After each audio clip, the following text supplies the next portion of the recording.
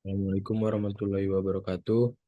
Nama saya Muhammad Audi alias Sanjani Rambi, NPM 2108260147. Di sini saya eh, membuat tugas remedial blog Special Sense dengan berjudul otitis media supuratif kronis. Pertama, definisi otitis media supuratif kronis ini adalah infeksi kronis telinga tengah yang ditandai oleh adanya perforasi pada membran timpani dan keluarnya cairan purulen atau nanah dari telinga tengah selama lebih dari 2 minggu.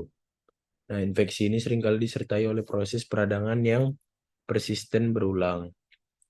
Kemudian, eh, etiologi dan faktor resiko dari otitis media supuratif kronis ini, yang paling umum itu penggunaan infeksi bakteri adalah penyebabnya Pseudomonas aeruginosa, kemudian ada juga Staphylococcus aureus, dan juga Proteus mirabilis.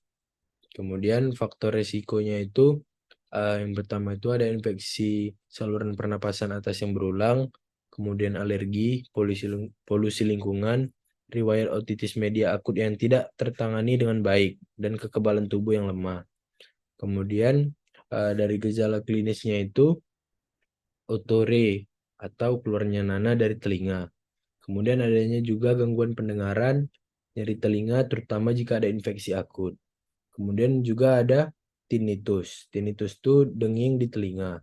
Kemudian dalam beberapa kasus ada juga terjadi vertigo. Baik, kemudian saya akan melanjutkannya ke patofisiologinya.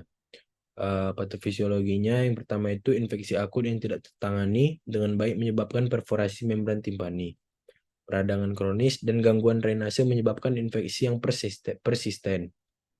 Kemudian pembentukan biofilm oleh bakteri, kerusakan jaringan mukosa dan tulang, serta gangguan respon imun lokal.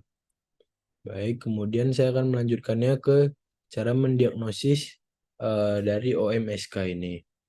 Yang pertama itu ada anamnesis dan pemeriksaan fisik. Kemudian riwayat keluarnya cairan kronis dari telinga dan gejala terkait.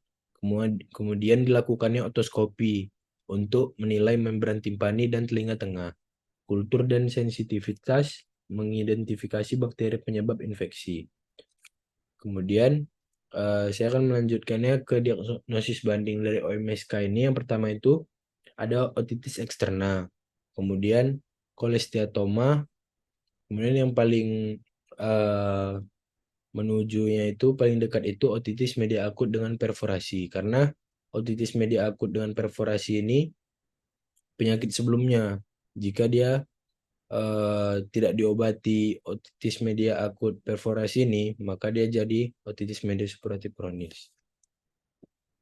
Baik, kemudian pemeriksaan penunjang yang dilakukan itu bisa berupa audiometri, timpanometri, CT scan atau MRI. Nah, ini juga dilakukan eh, pada spesialis THT, bukan dilakukan oleh dokter umum. Kemudian tata laksana farmakologinya itu antibiotik topikal atau sistemik berdasarkan hasil kultur dan sensitivitas. Kemudian dilakukan juga pembersihan telinga secara rutin.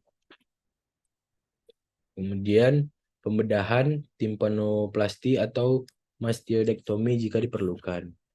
Baik, kemudian eh, ini referensi yang saya pakai.